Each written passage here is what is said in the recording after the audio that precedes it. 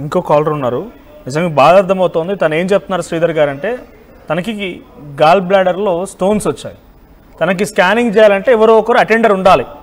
కనీసం అటెండర్ లేకపోతే హాస్పిటల్కి వెళ్ళి అందరి కాళ్ళాయ్యల్లో పట్టుకొని నాతో పాటు అటెండర్ అని చెప్పి మీరు అబద్ధం చెప్పండి అని చెప్పి వారితో ఒప్పించి మెప్పించి అబద్ధం చెప్పి అక్కడ స్కానింగ్ చేసుకొని వచ్చారు.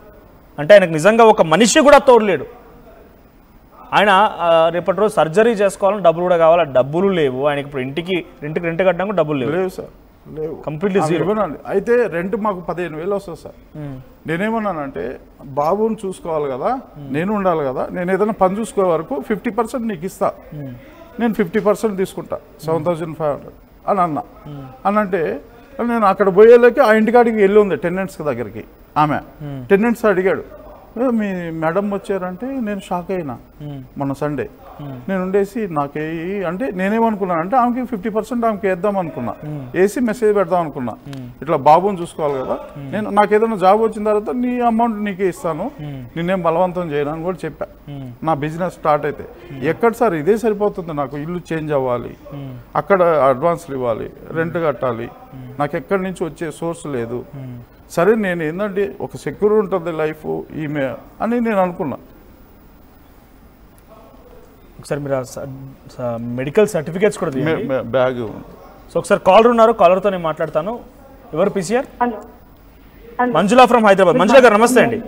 నేను హైదరాబాద్ నుంచి మాట్లాడుతున్నాను, నా పేరు మంజుల అండి. చెప్పండి అమ్మా. ఇప్పుడు ఒక మనిషి గురించి చూడాలంటే అపియరెన్స్ బట్టి, బాడీ లాంగ్వేజ్ బట్టి ఈజీగా చెప్పచ్చు. నేను యాజ్ అ సీనియర్ సిటిజన్ గా నేనంటే చెప్పగలను. అది పాప అబ్బాయి ఎంత అవస్థ పడుతున్నాడు, సైకిల్ ఎక్స్ప్రెస్ చేయలేకపోతున్నాడు. వీళ్ళు మగవాళ్ళు ఏంటంటే బయట పడరు. ఫస్ట్ పాయింట్ అది. నేనైతే ఫుల్ సపోర్ట్ ఇతనికి. అంటే పిల్లాడిని కూడా వదిలిపెట్టేసి హస్బెండ్ ఎంతమంది జాబ్ చేయట్లేదు. శ్రీధర్ గారు ఏం చెప్తున్నారంటే 20 రోజుల భార్య ఎక్కడికో వెళ్ళిపోయి వచ్చినాక కూడా ఆ భార్య వచ్చిన తర్వాత తన బిడ్డ కోసం ఆలోచించలేదు, నా సామాన్లు ఇవ్వమని చెప్పి సామాన్లు తీసుకెళ్ళిందంట. అదే అక్కడే తెలిసిపోతుంది కదా, అక్కడే తెలిసిపోతుంది. యాజ్ అ మదర్ ఎట్లా ఉంటుంది అసలు, ప్రాణం అంతా పిల్లోడి మీద, మౌడి మీద, ఇంటి మీద ఉంటుంది వాళ్ళకి. ఇది అయినప్పటికీ కూడా అట్లా రివర్స్ లో ఉంది మనిషి అంటే సైకలాజికల్ డిజార్డర్ అంతే. యాజ్ అ సీనియర్ సిటిజన్ నేను చెప్తున్నాను చూసి మంచి చెప్పచ్చు. మంచి మాట్లాడే తీరు బట్టి, అపియరెన్స్ బట్టి, బాడీ లాంగ్వేజ్ బట్టి చెప్పగలను. ఏ మాత్రం అవగాహన ఉందా నిజంగా నా ఫుల్ సపోర్ట్ మాకు చెప్పారు. థ్యాంక్ యూ మంజుల గారు. Thank you. సో తన డాక్యుమెంట్స్ చూపిస్తున్నాడు, మీరు చూడండి వ్యూవర్స్. తను నిమ్స్ హాస్పిటల్ ఏదైతే తన కిడ్నీలో స్టోన్స్, గాల్ బ్లాడర్లో స్టోన్స్ స్ట్రక్ అయిపోయాయని చెప్తున్నాడు, దాని తాలూకా డాక్యుమెంట్స్ ఆపరేషన్ చేయమన్నారు సార్. 9 mm ఉంది, ఆపరేషన్ చేయాలన్నారు. నాకెవరు మనుషులు లేరు కదా సార్, ఆపరేషన్ చేస్తే పక్కన ఉండాలి, మందులు మింగుతూ ఇట్లా. మీరు మెయింటెనెన్స్ అంటే మీరు ఏం పని లేదు ఇప్పుడు మీకు, దట్టు అనారోగ్య బారిన పడి ఉన్నారు, పర్లేదించండి కవి. ఇప్పుడు ఏంటి మరి మీకు మినిమం మెయింటెనెన్స్ ఎట్లా అవుతుంది? లేకపోతే పిల్లవాడిని చదువుకోవాలి, అక్కడ ఒక ఓల్డేజ్ లో ఉన్న తల్లి ఉంది సార్, వాడు దిగులు పెట్టుకోన్నాడు సార్.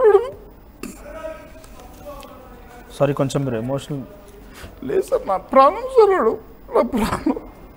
ఈమె కోర్టుకెళ్ళి లాక్కుంటాను చేస్తుంది, అందుకే మీ దగ్గర వచ్చా నేను. వాడంటే నా ప్రాణం సార్. వాళ్ళు లేకపోతే చూడండి ఉండలేను సార్ నేను మాట్లాడు. మా అమృత గారు చూస్తున్నారు కదా మీ భర్త ఎంతలా ఏడుస్తున్నాడు అనేది. ఆ బిడ్డ కోసం కన్న తండ్రిగా ఎంతలా బాధపడుతున్నాడు, ఎంతలా రోధిస్తున్నాడు. నిజంగా ఒక రకం చెప్పాలంటే ఒంటరివాడు అయిపోయాడు. తనకు అనారోగ్యం బారిన పడిపోయి ఉన్నాడు, డాక్టర్లు సర్జరీ చేయాలంటున్నారు. తన దగ్గర ఒక రూపాయి ఆదాయం కూడా లేదు ఇప్పుడు ఆయనకి. ఇంకా నేనే 10,000 ఇచ్చాను సార్ ఆమెకి. నా బిజినెస్ కోసం వేరే వాళ్ళు తీసుకున్నా, వేరే దగ్గర ఆమె డబ్బులు వచ్చిన బట్టి ఇస్తాననింది. 10,000 నేను ఇచ్చా. నేను అడిగితే అంటుంది నేను చాకలేదా 4 సంవత్సరాలు నిన్ను అని అంటుంది. సరేలే పో, సామాన్లు కూడా అన్నీ ఇచ్చేస్తాను సార్. నా కొడుకు ఒక్కటి నాకు కావాలి సార్. ఆమె ఉద్యోగం వద్దు, ఆమె డబ్బు వద్దు, ఏమొద్దు, నా కొడుకు ఒక్కటి కావాలి సార్. వదిలేయమనండి సార్, మా ప్రాణాలతో నా కొడుకు నన్ను వదిలేయమనండి, అంతే చాలు. నేను ప్రాధాయపడేది అదే. వాళ్ళ అధికారులకైనా వాళ్ళ సిబ్బందికైనా ఏమొద్దు, ఆమె లైఫ్ హ్యాపీగా ఎక్కడ ఉంటుందో అక్కడ ఉండమనండి. కానీ నా కొడుకు నా జోలికి రావద్దు. నా కొడుకు లేనిది నేను బ్రతకలేను సార్, నేను చచ్చిపోతాను. ఇలా అనకండి, డెఫినెట్గా న్యాయస్థానంలో న్యాయం తప్పకుండా జరిగింది. లేదు సార్, అన్ని వాళ్ళకి అనుకూలంగా ఉన్నాయంటున్నారు కదా సార్, అన్ని వాళ్ళకి అనుకూలంగా. వాళ్ళు లేనిదే నేను ఉండలేను. ఆమె నిన్న బెదిరించింది సార్, నేను కోటి ఎట్ట తెచ్చుకోవాలో నాకు తెలుసు, ఏ విధంగా తెచ్చుకోవాలో నాకు తెలుసు, ఆ విధంగా ఎంత తీసుకెళ్ళో అంత మర్యాదగా తెప్పిస్తాను నీ చేత అని అనేది. ఆయన ఏం చెప్తున్నారంటే వాళ్ళ నాన్నగారు ఎప్పుడు చనిపోయారు? మా నాన్నగారు 2017 సార్. 17లో చనిపోతే పుట్టిన బాబుకి వాళ్ళ నాన్నగారు పేరు పెట్టుకున్నారు. ఒకసారి డాక్యుమెంట్లో కూడా ఉంది చూడండి, బాబు పేరేంటి? రూపక్ రమణ ఇవియాన్. రూపక్ రమణ ఇవియాన్. ఆ డాక్యుమెంట్ ప్లే చేయండి ఒకసారి. రూపక్ రమణ ఇవియాన్ అది బాబు పేరు. మా నాన్న పుట్టినప్పటి నుంచి తనే జాకుతున్నారు, చాలా క్లియర్ అర్థమవుతోంది. తన బాగోగులు మొత్తం చూసేది తండ్రే. తల్లి పోనీ ఫీడింగ్ అని ఇచ్చారా? ఒక ఏడాది వరకు ఫీడింగ్ అని ఇచ్చిందా?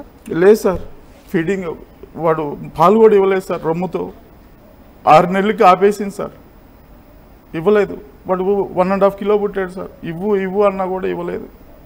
6 నెలలకు పాలు ఇవ్వనానింది, తల్లిపాల బిడ్డ నోచుకోలేదు. లేదు చూడండి, ఇక్కడ మీకు కనిపిస్తోంది రూపక్ రమణ ఇవియాన్ 2 ఏళ్ళు ఎగ్జాక్ట్గా. ఇక్కడ మీకు కనిపిస్తుంది చూడండి, ఇది ఆ బాబు. ఇప్పుడు ఆ తండ్రి ఏమనుకుంటున్నాడంటే కేవలం నాకు నా బాబునిస్తే సరిపోయింది సార్, నాకు నా భార్య డబ్బులు వద్దు, నాకు ఏం మొత్తం ఇచ్చేస్తా. ఆ ఉన్న ఇల్లు కూడా ఇప్పుడు మీరు కొనిందేనా? నా డబ్బులు 10 lakhs ఉంది సార్, మిగతాది ఆమె లోను. అవసరమైతే దాన్ని కూడా సాక్రిఫైస్ చేస్తారు. ఏమొద్దు సార్, నా కొడుకు కావాలి సార్. నాకు నిజంగా తండ్రి ప్రేమ అర్థమవుతోంది ఇక్కడ. సో ఫస్ట్ నుంచి ఆయనే జాతున్నారు. 6 నెలలకే ఆ బిడ్డకి పాలు ఇవ్వడం బంద్ చేసింది ఆ తల్లి. సో కనీసం దగ్గర తీసుకొని మాట్లాడేదా, ముచ్చటించేదా? బర్త్డేలు లేకపోతే చిన్న చిన్న అవసరాలు ఉంటాయి కదా బిడ్డకి, అవన్నీ చేసేదా? ఫంక్షన్స్ చిన్నవి ఏమైనా? చిన్న అంటే ఆమెకి టైం ఉండదు సార్ వాస్తవంగా. అంటే మొన్న నవంబరు ఎలక్షన్స్ వచ్చాయి, ఆ ఎలక్షన్ డ్యూటీలో ఉంది. మళ్ళీ గ్రాండ్గా చేయాలంటే మాకు అంత ఆర్థిక స్తోమత లేదండి. మాకు ఈఎంఐ హౌస్ కట్టుకొని నేను ఇన్కమ్ లేక పెద్ద గ్రాండ్గా చేయాలంటే లేదు. వాడి వరకు చేస్తాం వాడికి. వాడిని దేశం కోసం ఎన్డీఏ చేయించాలని నా అంబిషన్ సార్. వాడిది కోరుకొండ సైనిక్ స్కూల్లో చదివించాలని నా అంబిషన్, దేశం కోసం చదివించాలని. అది వాడు ఇప్పటి వరకు స్కూల్కి వెళ్ళాల. వాడు స్కూల్కి వెళ్ళి అందరూ బయట మా ఇంటి దగ్గర స్కూల్కి వెళ్తా ఉంటే వాళ్ళని చూస్తే నా కడుపు తరుక్కుపోతుంది సార్. వాడికి ఎంత స్టాండర్డ్స్ ఉండాలి ఇప్పుడు, దాని గురించి అస్సలు ఆలోచించదు. ఎన్ని రోజులుగా దూరంగా ఉంటున్నారు ఇప్పుడు మీ కొడుకు మీరు? 20 days సార్. నేను చూడలేదు సార్, వాడి ఫోటో కూడా చూడండి సార్. నాకు నేను రాత్రులు ఏడుపు వస్తుంది. వాడు నా పక్కన కొనుక్కుంటాడు కదా, వాడి ఫోటో కూడా చూడలేదు నేను. కానీ నేను ఇక్కడ ఉన్నాను కానీ నా మొత్తం అక్కడే వాడి పక్కనే ఉంటుంది సార్. నాకు మీ అమ్మగారు మంచిగా చూసుకుంటున్నారా బాబుని? మా అమ్మ చూస్తారు సార్, వాళ్ళు చూడరు. వాడు కడుపులో ఉన్నప్పటి నుంచి. అందుకే నాకు భయం వాళ్ళ దగ్గర పోవాలంటే, పంపించాలంటే. వాళ్ళు చూడరు. అంటే నా జీన్స్ సార్, వాడి సైకాలజీ ఏంటో నాకు తెలుస్తుంది, వాళ్ళకెట్ట తెలుస్తుంది? రఫ్గా నేను వాడిని నాన్న అది కాదు నాన్న, వాడు ఎంత మారం చేసినా కూడా నాకు తెలుసు. వాడి హైట్ ఫోబియా ఉండేది సార్ వాడికి. ఎర్లీ మార్నింగ్ తీసుకెళ్ళేవాడిని పార్క్, ఎవరు లేనప్పుడు. అది జారే అది ఉంటుంది కదా అసలు. నాన్న నడువు అనేవాడిని. విజువల్స్ కూడా తీసుకున్నాను నేను. నా కొడుకే ఉంటాయి ఇవన్నీ.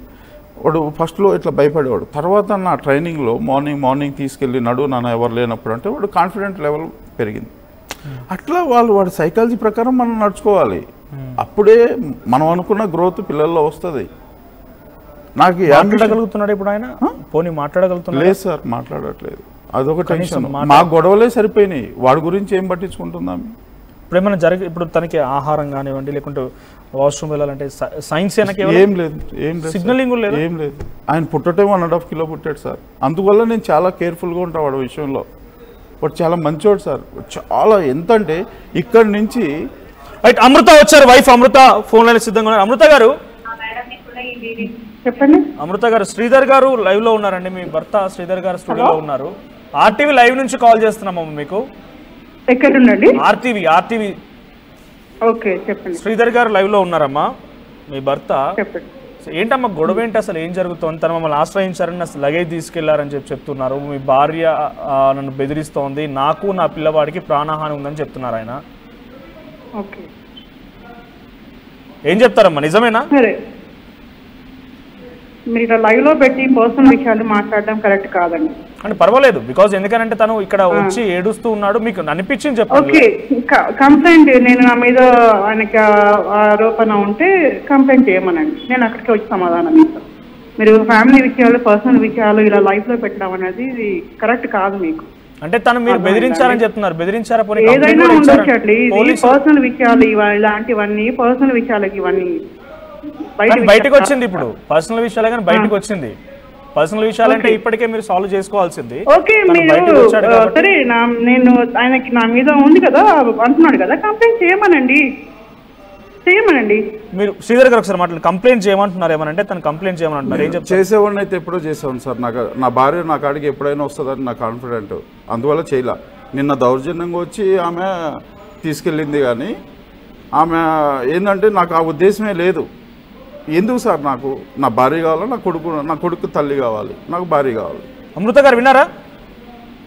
విన్నానండి, విన్నా. ఓకే, అంటే ఇప్పుడు కంప్లైంట్ చేస్తేనే మీ ప్రాబ్లం సొల్యూషన్ దొరికిద్దా లేకుంటే దొరకదంటారా? కంప్లైంట్ చేస్తా అన్నది నేను కాదు కదండి, మీ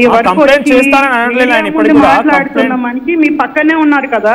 అవును, నేను కాదు కదా, నేను పోయి చెప్పలేదు కదా, మీ వరకు నేను రాలేదు కదండి. ఇప్పుడు వచ్చిన మనిషి ఆ మనిషి కదా, మీ ఎదురుగున్నవాడు కదా.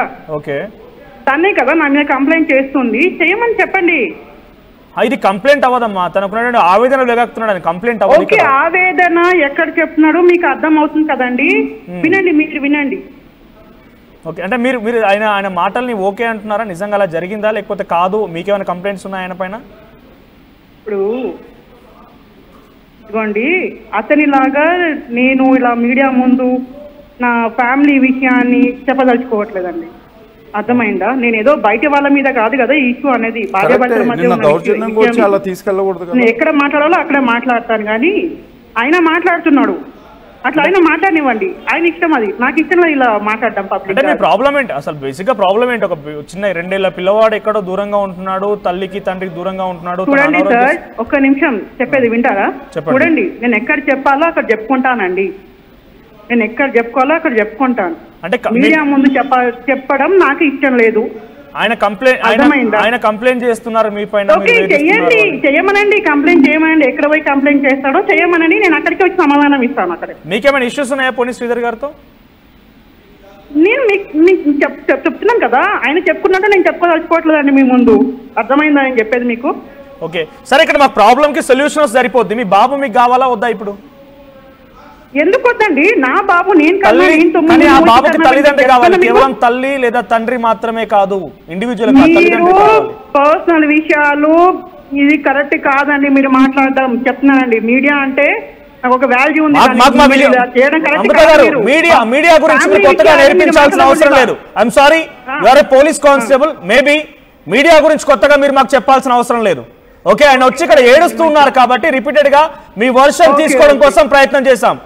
ఓకే, మిమ్మల్ని నిందించమని కాదు, మీడియా గురించి మీరు మాకు కొత్తగా నేర్పించాల్సిన అవసరం లేదు. ఆయన ఏడుస్తున్నారు కాబట్టి మీకేమైనా ఇష్యూస్ ఉన్నాయా, నిజంగా ఏంటని తెలుసుకోవడం కోసం మాత్రమే ఒక ప్రయత్నం, అంతే. నేను ఆయన మాటలే కాదు మీ మాట కూడా వింటానంటున్నాను, మీ మాట కూడా వింటానని అంటున్నాను. నేను రాలేదు, నా బాధ చెప్పుకోవడానికి మీ వద్దకి నేను రాలేదు, ఆయన వచ్చారు కదా, ఆయన బాధ మీరు వినండి. మీరు వస్తారా? మీ వర్షమే వింటాం, వస్తారా మీరు?